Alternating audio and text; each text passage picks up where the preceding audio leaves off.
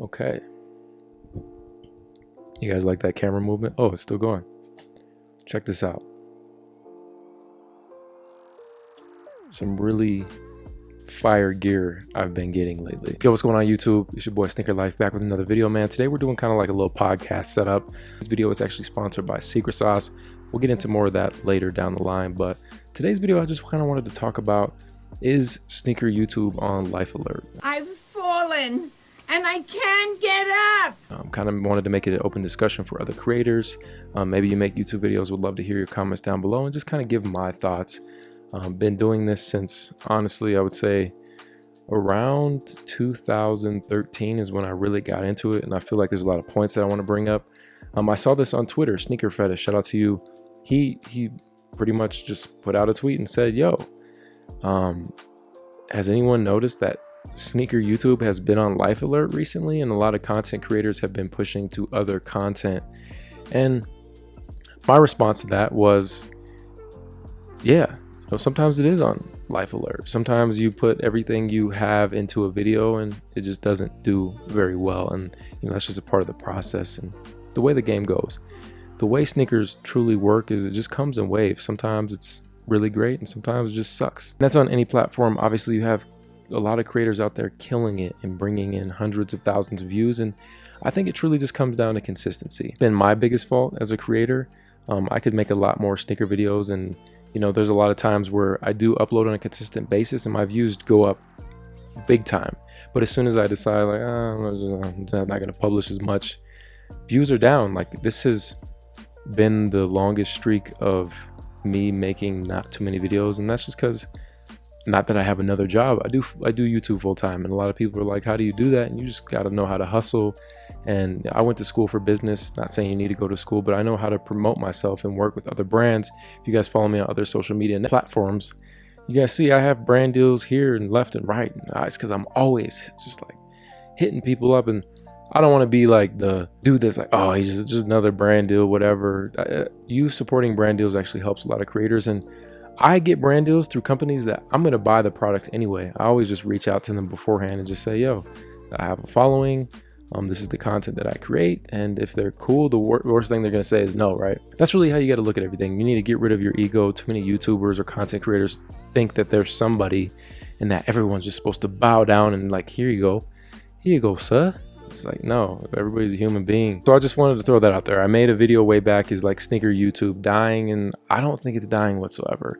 There's been a lot of people saying, oh, this ruined the sneaker game. Oh, this ruined the sneaker game. But I think a lot of people are forgetting back in 2013, it wasn't easy to get sneakers. Like when Nike basketball was at its like prime time, just premium, it was literally impossible to get shoes. And supply and demand, that's really the game. And I know a lot of viewers, they say, oh, I don't watch sneaker YouTubers anymore because they're either showing fake shoes or they're getting pairs backdoored or they're getting pairs for free. But honestly, that's not true. There's been this new thing where a lot of creators just go to the store and review the shoe there and they don't take it home. And people get frustrated and mad about that, but it's also one of those situations where people don't realize like this adds up, man. We're spending $10, $20, $30, $40,000 a year just on shoes, hoping that you guys watch in order to hopefully get that investment back. Or sometimes you don't keep the shoe and you just sell it. So I think there's a lot of like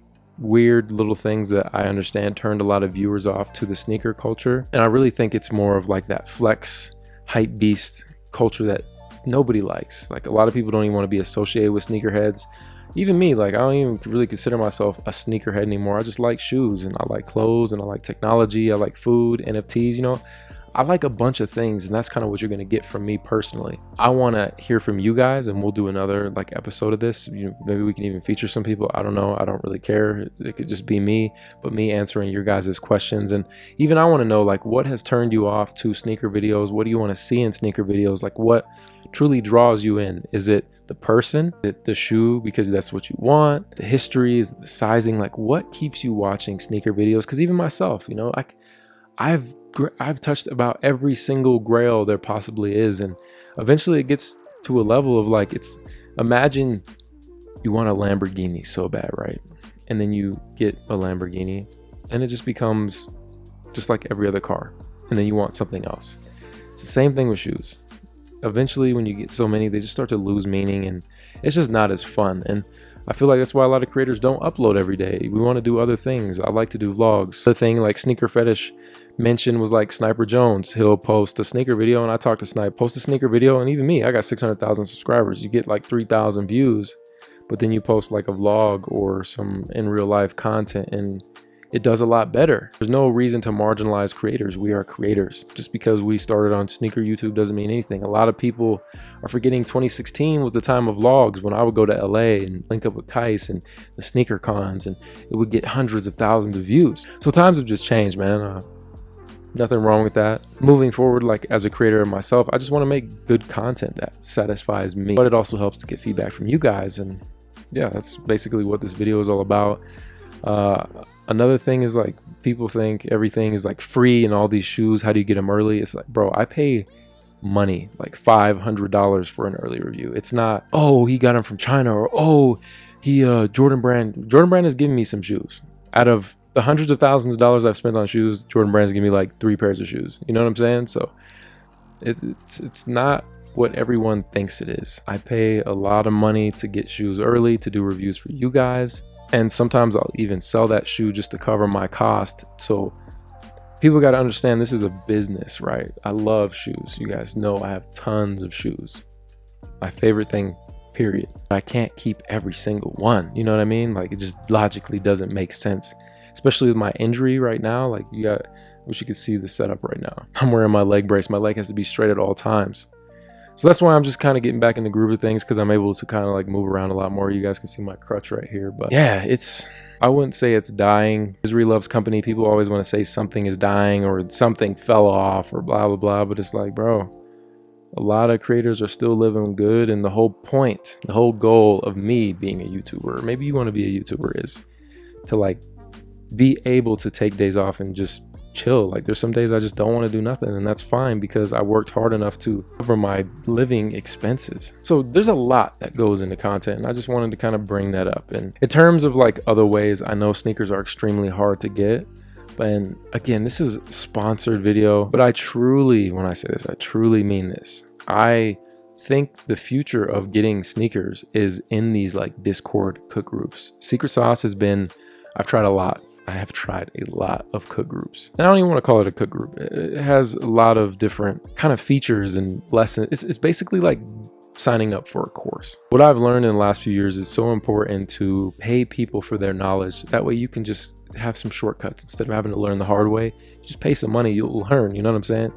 And with Secret Sauce, that's how I've gotten most of my sneakers for retail, because I've tried to wake up in the morning, enter the sneakers app. I'm always taking L's. Secret Sauce for slots where you basically put your card on there, put your address in, and they kind of run a bot for you. And if you hit, you hit. And I've had way better chances that way. You got to look at all these things, these courses or programs. You look at it as, what does it come down to daily? And like, let's look at Secret Sauce, for example. It's only going to end up being like $2 a day if you look at it through the whole monthly breakdown. I'm pretty sure you can make $2 a day hustling through the group. It's just a side hustle. You know, you use your day job to pay the bills, and you use your side hustle to really like make money, to make your money work for you. And I can't wait to do more videos on just like what I've been doing in the last year between like stocks and investing, because all that stuff is so important. And I really wish when I was younger doing YouTube, because deals were pretty good and views were really good, if I would have put that money in the right places, man, I would be big chilling. But instead I was just spending like crazy left and right. And you know, that's just, like I said, that's a part of learning. Like it is what it is. Sometimes you just got to learn the hard way. You know, it used to be like sneaker Twitter back in the day, but now it's these groups. So I have a few invites if you guys want to try it out. I highly recommend it. I don't think there's no way you can lose in this situation, just because they offer so many different tools, monitors, leaks, NFTs, crypto. Like it's all there. The sneaker game has become this, you got to pay to play. And instead of spending $500 for a sneaker that I really want, I'm cool with paying the fee a month and, you know, paying an additional like $30 to run a slot if that's the case, you know. So retail plus $30, I'm cool with that. I still plan on doing the series of basically where I pay to be a part of the group and just kind of show you guys little side hustles here and there, and just kind of see how much money I can make or what sneakers I can buy that I truly wanted that I obviously couldn't get otherwise. So be sure to check it out, and, you know, let me know what you guys think, man. Is sneaker YouTube on life alert? Or do you even yourself, you come in waves. Like, I know with me, sometimes I'm into sneakers, sometimes I'm into technology, sometimes I'm into cooking videos, sometimes I'm into fitness videos. I just bounce around throughout the month, and that's kind of what I just lock in on. I don't just stick to one form of content. So let me know. Hopefully can upload a good amount of videos this week. I'm looking forward to reading your guys' comments and seeing what you want to see. If you haven't already, make sure to follow me on Instagram at Mike the Compass. That's where I'm the most active. You can DM me, hit me up, whatever questions you have. But until next time, y'all be easy. I'll catch you in the next one. Run it. Hands in the air.